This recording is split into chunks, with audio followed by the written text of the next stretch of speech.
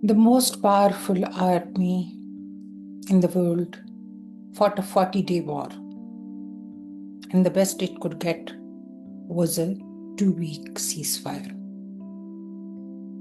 Today, we are going to talk about why that happened, what it means, and what nobody is saying about it.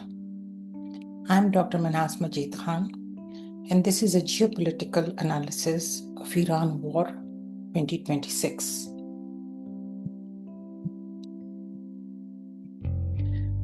Now, how this war started. On 28th of February 2026, the United States and Israel launched a coordinated military assault on Iran. They killed Supreme Leader Ali Khamenei, struck government and military sites across the country, and gave a different reason for the war almost every day. To stop a nuclear weapon, to destroy missiles, to achieve regime change, and to seize oil. When a government cannot agree on why it went to war, that is not confusion. That is a sign the real reasons are not being stated. Iran was weak going in, damaged by sanctions, internal protests, and a military already degraded in the 12-day war with Israel in 2025. Both Washington and Tel Aviv calculated this was their moment. They were wrong, not militarily, politically. Iran hit back hard. It launched missiles and drones at Israel and at US bases in the Gulf.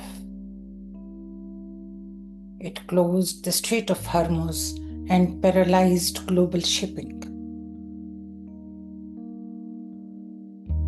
40 days later, the United States was at a negotiating table, not celebrating a victory.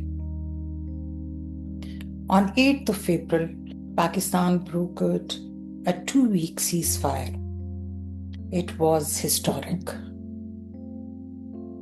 For the first time in decades, Washington and Tehran agreed to pause and talk.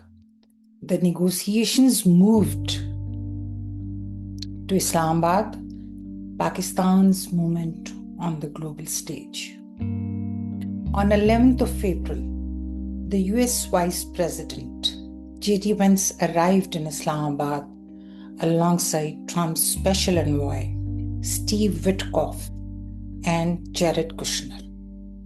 It was the highest level face-to-face meeting between the United States and Iran since the 1979 Islamic Revolution.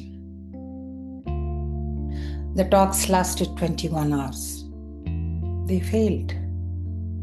Vance told reporters that Iran had chosen not to accept Washington's terms, insisting on a fundamental commitment from Tehran not to develop nuclear weapons. Iran's parliament speaker said the US ultimately failed to gain the trust of the Iranian delegation. Iran's position was straightforward. It had been bombed twice. In the midst of talks with the United States over the last year, it wanted assurance that the war would really be over, that the bombing would not start once it made concessions. That assurance never came. Following the breakdown, Trump threatened a full naval blockade of Iran. Iran's Revolutionary Guards warned that any miscalculated move would trap the enemy in the strait. The ceasefire expires on the 22nd of April. As of today, no new talks have been scheduled. Now, what does this war actually reveals? Three things are now very clear.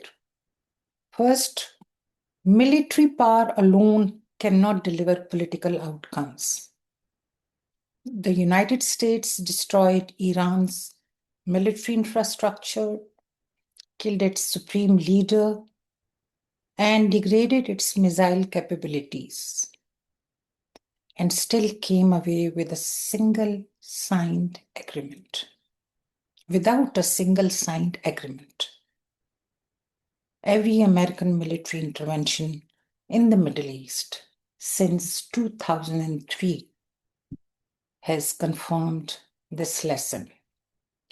Iran confirmed it again in 2026. Second, the nuclear question was never really about weapons. It was always about sovereignty. Iran's demanded the right to continue its civilian nuclear program. The US demanded Iran give up any nuclear capability entirely.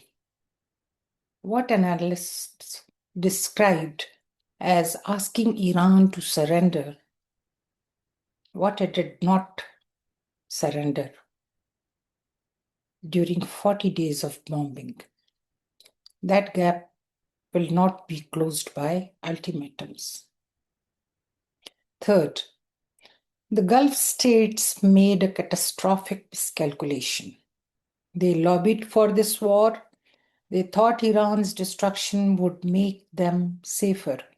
Instead, Iran struck their infrastructure, closed the waterways their economies depended on, and exposed their dependence on American protection. They encouraged a war they did not fight. That will define Gulf politics for years. Now, where does this go? The ceasefire expires in almost 9 or 8 days. The Strait of Hormuz remains contested. The talks have collapsed. Both sides are back in their capitals, weighing their next move. An Iranian official put it plainly. It seems that the United States is seeking to achieve through negotiations what it did not achieve during the 40-day war. That is the core problem. America went to war to force a political outcome.